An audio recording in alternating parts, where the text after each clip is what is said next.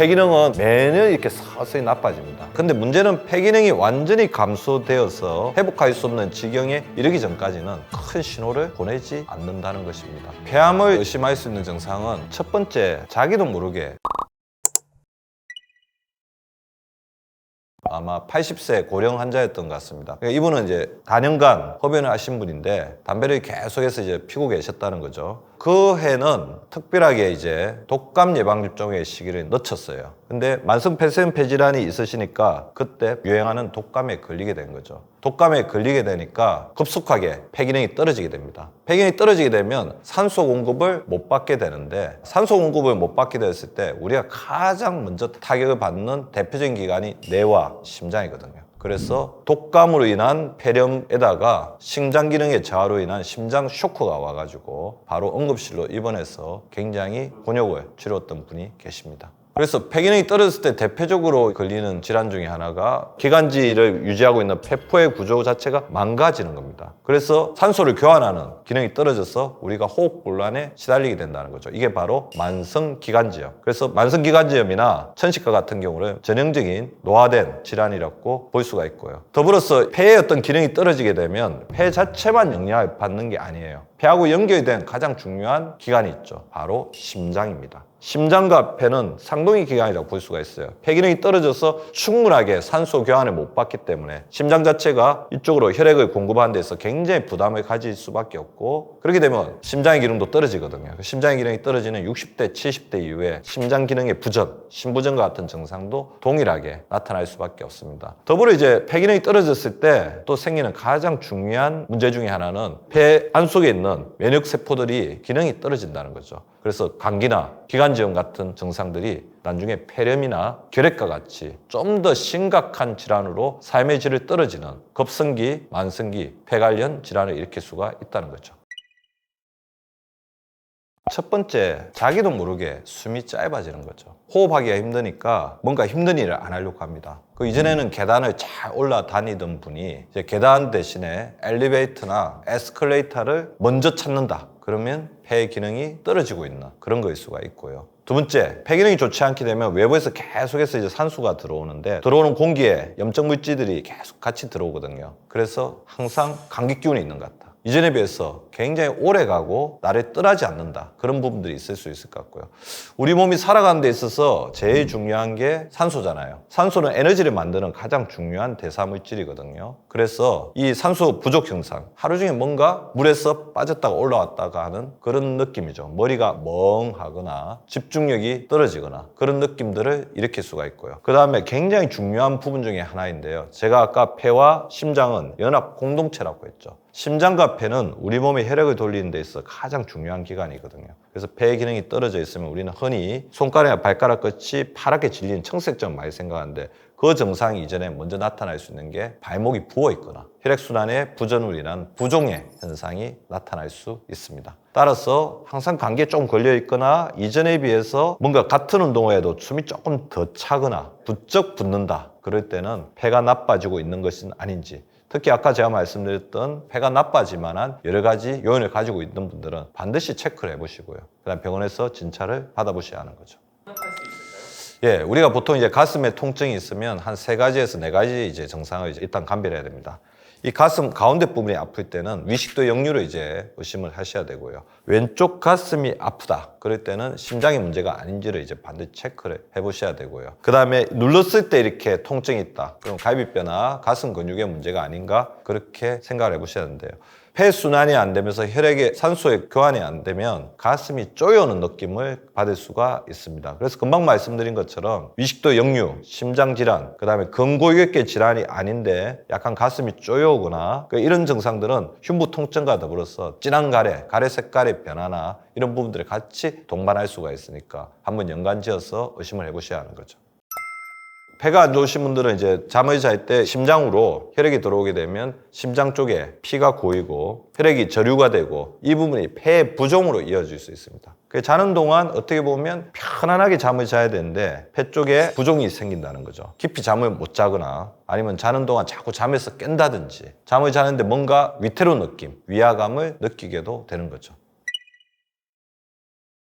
폐암을 이제 의심할 수 있는 증상은 일단은 무증상입니다. 그래서 우리가 너무나 무서운 거죠. 오히려 이제 본인이 폐에게 그동안 신경을 못 쓰고 있던 건 아닌지 항상 경각심을 가지고 폐에 문제가 없는지를 살펴봐야 되고요. 무증상이 압도적으로 많지만 그런 분이 계셨습니다. 이분은 감기를 굉장히 자주 앓는 분이거든요. 그래서 워낙 이제 감기를 자주 앓는 분이기 때문에 이번에도 이제 감기가 걸렸겠구니. 약을 먹고 조금 호전되면 괜찮아졌다가 갑자기 하루아침에 피가 섞인 객담을 토해냈다는 겁니다. 그래서 병원을 가서 검사를 했더니 폐암이 발견이 된 거죠. 두 번째, 폐암은 굉장한 소모성 질환이기 때문에 체중의 감소가 있을 수 있습니다. 더불어 호흡곤란, 이런 부분이 있으면 반드시 폐암을 의심을 해야 됩니다. 하지만 기본적으로 폐암은 상당 부분 진전되기 전까지는 무증상이기 때문에 우리가 미리미리 폐에서 보내는 신호를 좀 더 원활하게 잘 들어야 되는 것이고, 그리고 폐가 나빠지지 않도록 폐를 해칠 수 있는 그런 원인적인 요소들을 빨리빨리 잘 제거를 하시는 게 중요하다는 거죠.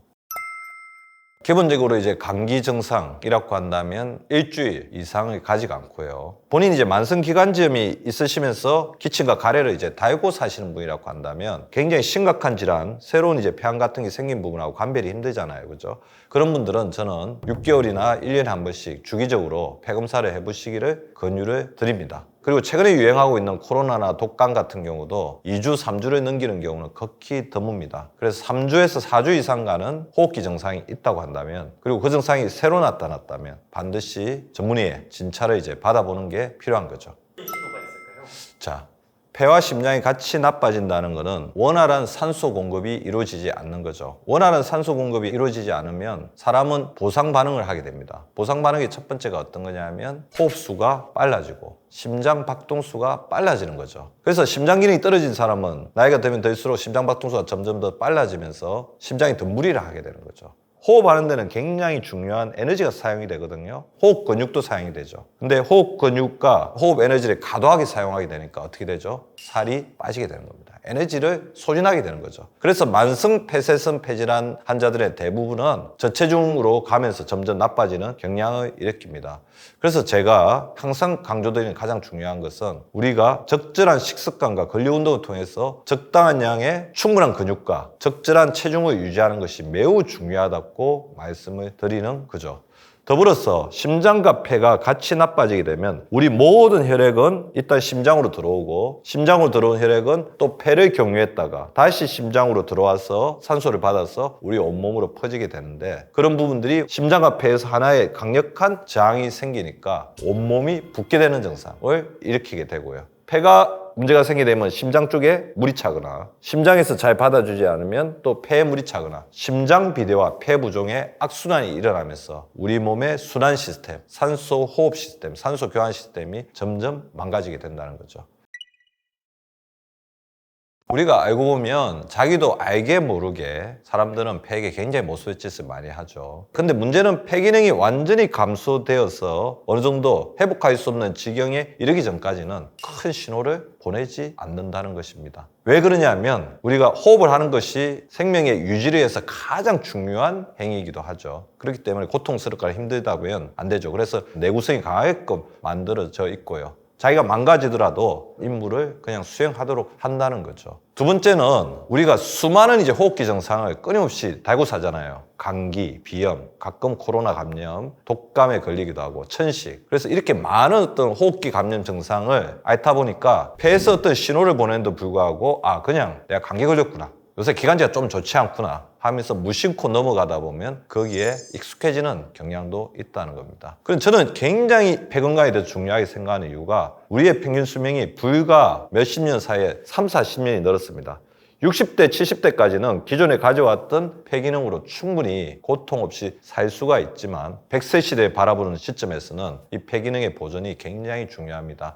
폐기능은 30대부터 40대 때 피크를 찍었다가 매년 이렇게 서서히 나빠집니다. 매년 서서히 나빠지는데 물론 피크가 굉장히 높은 사람은 나빠지더라도 어느 정도 버틸 수 있는 여지가 있지만 젊은 시절에 폐기능을 이렇게 최대치까지 올리지 못한 사람들은 노년되었을 때 굉장히 힘들 수가 있다는 거죠. 폐기능은 매년 노화가 되는 기간입니다. 나이가 들수록 폐의 용적이 줄어들고 폐 안에서 공기를 교환하는 폐포의 숫자가 줄어들고 폐포 안에 점점점 염증물질이 쌓이면서 숨구멍이라고 하죠. 공기구멍, 그래서 폐 용적이 줄어드는 거죠. 우리가 나이가 들수록 심장의 박출량, 피를 뿜어낼 수 있는 능력, 그 다음에 노폐물을 거르는 신사고체 여과율이 매년 떨어지는 것처럼 폐의 기능도 매년 감소하고 있기 때문에 우리는 더욱더 폐 기능에 대해서 주의점을 가져야 되는 거죠.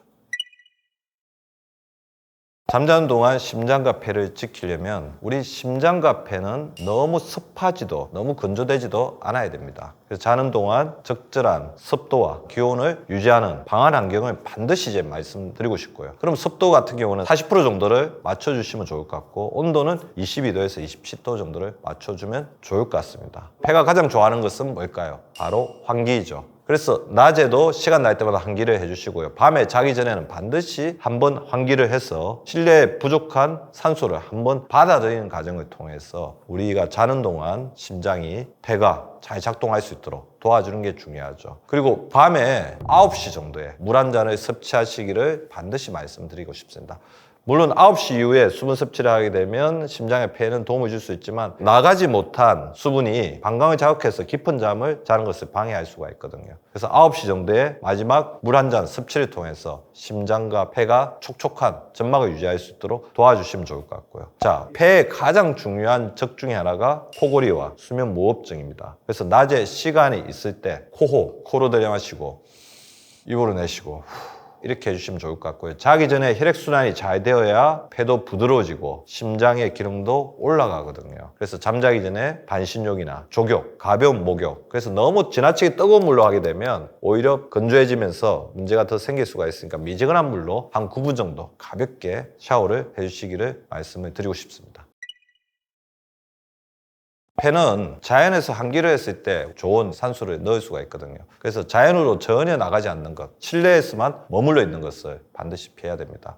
그리고 비타민 D와 같은 유해 물질이 우리 폐를 지켜주는 방어 호르몬으로서 작용하기 때문에 햇빛을 반드시 쬐는 게 굉장히 중요할 것 같고요. 하루에 한 번도 이제 환기를 하지 않는 것은 굉장히 위험할 수가 있습니다. 그래서 반드시 시간 날 때마다 환기를 하는데 환기를 하는 원칙은 아시죠? 차가 다니는 도로에 맞닿지 않는 창문을 주로 열도록 하고 미세먼지가 적은 날에 환기를 하는 게 중요하죠. 그리고 감기나 심한 이제 기관지염에 걸렸는데 적절한 치료를 하지 않고 방치하게 되면 이것이 기관지 염증, 폐염증으로 오래 갈 수가 있기 때문에 그런 증상이 있을 때는 적절한 의학적 처치를 받는 것이 매우 중요할 것 같고요.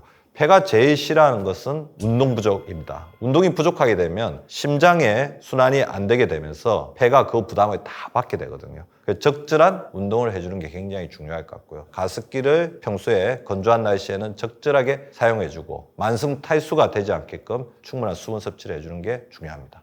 평균 수명 100세의 시대입니다. 100세의 시대에서 묵묵히 아무런 불평도 하지 않고 고통을 받으면서 참아내고 있는 인내의 장기가 바로 폐입니다. 폐는 우리 몸을 지켜주고 있는 마지막 불화와 같은 존재입니다. 그래서 폐 기능이 우리가 견딜 수 있는 한도 밑으로 떨어지지 않도록 우리가 미리 보듬어주고 지켜주는 것이 필요합니다. 오늘 영상을 통해서 폐가 내 인생의 영원한 동반자가 될 수 있도록 폐 건강을 다시 한번 돌아보고 폐가 싫어하는 일은 피하고 폐가 좋아하는 일을 적극적으로 하시는 우리 지식인사이더 구독자분들이 되시기 바랍니다.